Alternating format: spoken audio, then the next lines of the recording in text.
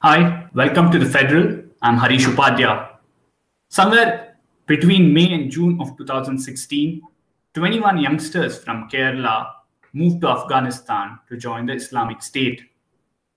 Out of them were 4 women who accompanied their husbands to Afghanistan. Over the last few years, their husbands have been killed in different attacks.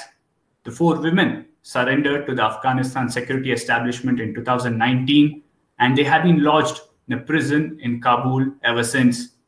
The Afghanistan government wants to reach out to the Indian government and wants these 4 women to be deported back to India. But according to a recent news report in The Hindu, the Indian security establishment is not very keen on taking them back to India. They believe they could be a serious security threat. The family wants them to be brought back to India, tried under the Indian laws, kept in an Indian jail. But this is an issue that has multiple topics, or rather, the ramifications and the kind of intricacies that's there are too many. This needs to be deciphered. And to decipher that, who better than Mr. Kabir Taneja? He's an author who's written a book on ISIS called ISIS Peril. He's also a fellow in the Strategic Studies program at the Observer Research Foundation. Welcome, Kabir. Thanks, Harish. To begin with, as I said, it's an issue that has multiple layers or intricacies. The first one is you've seen the argument that many are saying that ever since these people, these women left India and joined the Islamic State, in a way, it's almost like giving up the Indian citizenship. So why should the Indian government be involved at all? Her mother recently spoke to the Malayalam media and said, they're still Indian citizens. Please get them back here. Try them in an Indian court. How would you look at this whole discussion about the citizenship of these 4 women who are in the prison right now? Thanks, Harish. It's a very complicated subject, right? First and foremost, you can be anyone, whether going abroad to join a terror group or whatever it is. Just sort of destroying your passport does not mean you're not a citizen anymore, right? So you're still in the registers here and registered as a citizen if you are born in a particular country, not just India, anywhere. And this is a question that a lot of countries have been dealing with. Of course, India, you have to remember, has had very, very few cases of foreign, like people traveling abroad to join Islamic State, Al-Qaeda, whatever it is. I think it's just in the dozens. While other countries in Europe, for example, have dealt with this issue in the hundreds and sometimes thousands over the past couple of years, of course. Now, we have seen others such as, Germany, whether Germany, France, Canada, UK, sort of try to deal with this from a legislative point of view also. So they've tried to, rehash their laws, rehash their counterterrorism laws, and at times pushed for revoking the citizenship of these people, right? So beyond the point, Germany can come up and say, look, we have revoked their citizenship. They are not Germans anymore.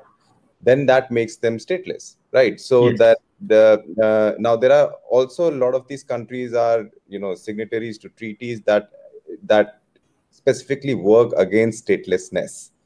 And, sudden legislative changes at home also sometimes put the countries against the multilateral systems that they've signed to make sure that stateless people are not stateless for a long period of time. So one way or the other, either through refugees or through asylum or whatever it is, they do get a home, so to speak.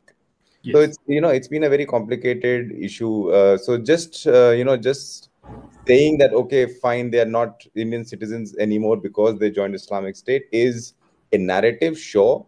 But can it be backed legally right now, considering no legislative changes have been made in India for this particular purpose? I don't think that you can just discount them as not being citizens anymore. True, absolutely. The other aspect involved in this issue is how do you try them legally in India? That's been the demand from Nimisha Fatima's mother and others, the family of these fighters as well. We've had just one case of a person who joined ISIS coming back, Arif Majid. And as you rightly mentioned in that article, he's gone through a trial, but it hasn't reached anywhere. He's managed to walk out on a bail because these are crimes that were committed on a foreign land. Might be difficult for a legal process in India to reach a logical conclusion, is the argument. How can India deal with a legal process like this? Yes, a few things have changed since Arif Majid's case, but how do you look at it right now? Yeah, again, a very complicated issue because, see, a lot of the crimes that these people may have committed under the Islamic State's jurisdiction during the period of time that they had traveled abroad, the question then comes up that how do you prove it, that those crimes were actually committed? Now, you have to remember that Islamic State is actually a banned organization in India. So they can be tried as per the laws of a banned terror group, whether they have committed those atrocities abroad or at home. But how do you prove it has always been the question. So even if you see the court case of Arif Majid, and if you see the court papers related to his case, the judges have often asked, look, we know considering he was deported and brought back by Indian agencies, so we know that he was there. But what did he do there? How do we prove it in a court of law? We can't just go by media reports or by opinion. So we need concrete sort of proof that, okay, fine, he committed an atrocity, he killed people, he was part of the hierarchy of the Islamic State in one form or the other. But how do you, where does the evidence come from? And gathering evidence is very difficult because he was not in India, especially for Indian agencies. And a lot of Syria and Iraq, is under a very arbitrary system right now. You can't approach the police station in Idlib and ask whether do you have any proof that Arif Majid fought for the Islamic State. So that makes it difficult, which is why after 6-7 years of trial, which led to nowhere, Arif Majid got bail because the courts were like, well, you haven't provided a very concrete proof that he was, he committed XY amount of atrocities, and the amount of jail time he can get as an accused has already been finished. So he got bail on that basis. So it's again comes down to a very legislative question on whether India is equipped to actually try people who are foreign fighters, and it will take time for this to get some sort of solution, because India has not needed this kind of legislation in the past. True. As you rightly mentioned, one aspect is the legislative side of it, or also the legal side of it, to see if you can try them in an Indian court and see if they can be punished for these crimes probably committed on a foreign shore. The other that many have spoken about is de-radicalizing them, de-radicalization as a counter-terrorism strategy. Several countries have tried it. But also there is a concern because some people involved in the Paris attack were the ones who were deported from Turkey, questioned in Belgium by Belgian authorities, but later on they went on to join the group or further their propaganda and get involved in these activities that led to the Paris attack. So how do you look at de-radicalization as a strategy? Is it possible in Indian scenario? As you rightly mentioned, it's something that we haven't tried so far. With anyone who's joined ISIS, there's no policy as such. But is it something that India can look at, considering the kind of experience Europe has had? Look, as far as de-radicalization goes, India has actually tried it. In states like Maharashtra and Kerala, and I think, if I remember correctly, Andhra Pradesh have institutionalized de-radicalization programs, specifically Maharashtra. The success rate is up for debate. It's not something that is very conducive to whether it has succeeded or not succeeded, because we just don't know enough of how the programs operate. But they have tried it, and of course, like you said, it's a hit and a miss, always going to be. It's not just about the Paris attack. Even in the UK, it has happened. It's happened in Germany also. So it's even when you are saying for anyone, oh, okay, fine, they're quote unquote, what does that mean? Where do you define it? How do you define a person has been de-radicalized? And can you even, quantitatively judge of how much a person is radicalized? That can change overnight also. It's like a switch sometimes. And we've seen that, as you mentioned, in France and stuff. But I think more than de-radicalization programs, there is issue of whether you can sell a de-radicalization program domestically, right? Whether you can sell it politically, very important, right? So, for example, just going very quickly back to the Kabul case, India has brought back pro-Islamic State individuals that have traveled abroad very quietly in the past as well. It's not just Arif Majid who came back, right? But but the Kabul case is now a very public case, right? So there are interviews, there are media reports, and right now, if they bring these women back, it is going to be a sort of PR nightmare for both the de-radicalization program and for the security agencies. But I would just like to highlight that we have done that before very quietly, where the cases allow for the return of such people in a in a clandestine manner and not in a very public manner. So you're saying there's also another aspect of politics or the narrative management that's involved in this particular case. I quickly want to... Sorry, you want... No, I said, of course. I mean, just see it from a public narrative perspective. In a country like India, we are going to bring back Islamic State terrorists. How do you sell that as a story?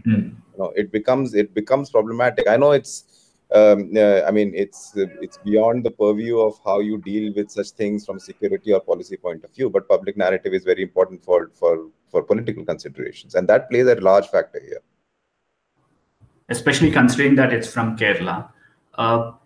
The other aspect slightly linked to that is, how would you look at de-radicalizing someone who joined or tried to join Islamic State versus what's happened in Jammu Kashmir? We've had multiple people, a lot of them going across to the POK, receiving terror training, but then coming back to India, surrendering, and there's a whole process. Similarly, with people who have taken up arms and joined the Naxal groups. What are the challenges? I think the challenges are very significant. First and foremost, because there is very little, connect between why people or some people have managed to, leave everything behind and travel to Afghanistan or Syria and Iraq to join the Islamic State, and why some people may pick up arms in the valley in Kashmir. They're very, very different issues, right? So, for example, just the approach to Islam that is conducive in most parts of, let's say, northern Kerala is much more closer to what is practiced in the Middle East than what is practiced in Kashmir, right? So the linearity is not really there. So even if you we've come across court documents of some of the pro-Islamic State cases in India, and I remember one of the sort of interrogators, the question from the police asking this person, so why not Kashmir? You guys seem to be very adamant either to be going towards Syria or Iraq or Afghanistan or committing some sort of atrocity, domestically around their area. But why not, sort of join the cause, so to speak, in Kashmir? And this person oddly had a very, very smart answer to it. And he said that, Kashmir is predominantly a fight over land. It's not a fight. Islam comes second there. It's about land between India and Pakistan, or between the believers and the non-believers, the Indian army and the believers.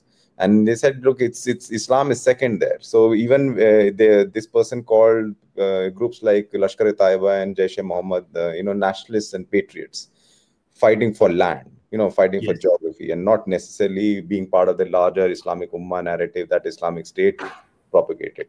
So there are very different approaches, and I'm not going to get too much into the Naxal thing because that is completely different. Yes. But as far as this de-radicalization goes, every conflict has a different approach to it. You can't have a sort of broad-based program that, what worked for surrendering of the Maoists in the Northeast is going to work on how you de-radicalize or make people surrender coming back from the Islamic State. It's just not going to happen, right? So what happens in the Maoist thing, it's a very hyper-local, hyper-domestic, hyper-state issue rather than a national or a very large ideological issue, such as what the Islamic State propagated, which goes beyond, our geographies and boundaries and so on and so forth. True. How do you look at the diplomatic tussle between India and Afghanistan playing out on this? Will there be a tussle at all? Because Afghanistan is dealing with its own set of problems, transitioning towards Taliban taking over a mainstream administration. How do you look at things panning out in the coming months on this? Look, I I mean, as you said, Afghanistan has enough to deal with on its plate right now. The four captives in its jails is not going to be something that Afghanistan is going to push India beyond a point on. They can just keep them in the prison, and India has a good working relationship with them. I'm sure they can work out something if required. So it's not going to be a diplomatic issue at all, in my opinion. Of course, a lot of this has come out because the women who are in prison in Kabul have given interviews both to Indian platforms and foreign platforms. So the story has been amplified as these 4 women who are stuck in prison. Now that does not diminish a couple of points. In fact, that does, just because there are 4 women in a prison in Afghanistan does not diminish their radicalization standards. They could be equally radicalized as the men that they traveled with initially into Afghanistan. And since then, the men have actually died, mostly in war and mostly through US airstrikes. So you don't know their levels of radicalization unless an assessment is done. And I'm presuming an assessment was done by India, which is also playing a factor at least on why they're not very keen on bringing the women back. So it's not just, legislative parts play play a big role. Of course, how are you going to try them here, or what's their, state of play as Indians in a foreign country in a prison as part of a terror group, which complicates it a lot. But you bring in domestic politics, you bring in diplomacy. There are a lot of cogs in the wheel that need to work together for any sort of resolution on these issues. Absolutely. Finally, once this kind of moves away from the media glare, or it doesn't receive the same kind of publicity that it's receiving currently, do you see some sort of workable solution coming out? Would you suggest something, or do you think it'll still end up becoming assessment of the national security threat that could be posed by getting them back, just assessment and a decision based on that assessment? I think it's going to be something that the security agencies handle. Right, it's not going to be something that immediately, diplomacy is going to, or diplomats are going to enter and say, "Acha nahi, theek hai, we'll get them back and we'll figure it out once they are back." I don't think that's going to happen. If the security agencies that have been in touch with Afghanistan on this feel an opportune time to bring them back, and that they can be tried in the courts here without much of an issue, I think it can happen. Maybe when let's say some time down the line, the people don't remember this case very well. When there is space both politically, diplomatically, for them to be brought back and tried in an Indian court, it's a possibility. I'm not saying it's not a possibility. I don't see that happening anytime soon. Considering what all is happening in Afghanistan right now, and we've seen how it works before. We've had 39 Indians missing in ISIS prisons in Syria also earlier, and there were huge efforts made to either find them or find their remains and so on and so forth. So it's not like they will get abandoned completely. I really don't think that's going to happen. But whatever outcome does happen, it will be a security decision and not a political or a diplomatic one. Okay. Finally, just a broader perspective. Internationally, how do you see countries responding to this? Because just in this prison alone, I believe there are more than 400 foreign fighters there. So do you see some sort of international consensus on how to deal with this, or would you think each country would deal with it in their own manner? Look, it's very difficult to put in an international consensus, right? So even when the Syrian refugee crisis was happening, we saw so much strain being put on the entire idea of Europe, because Eastern European states that were the sort of first in line in receiving these refugees are also the economically weaker states within the European Union. And they were being pushed to make sure either, you house them or you provide them some shelter. But their answer was to let them just go through towards Germany and France and the UK, so that they are giving them safe passage, but they're not their problem while being part of the European ecosystem. So there is, it's very problematic. We haven't seen a very cohesive, universal view on this, and I don't see how one can be brought up, and even through the United Nations or any other such multilateral agencies. It's a very difficult position lots of states are in. I mean, there are some states in Central Asia that have willingly taken their fighters back because they've had experiences,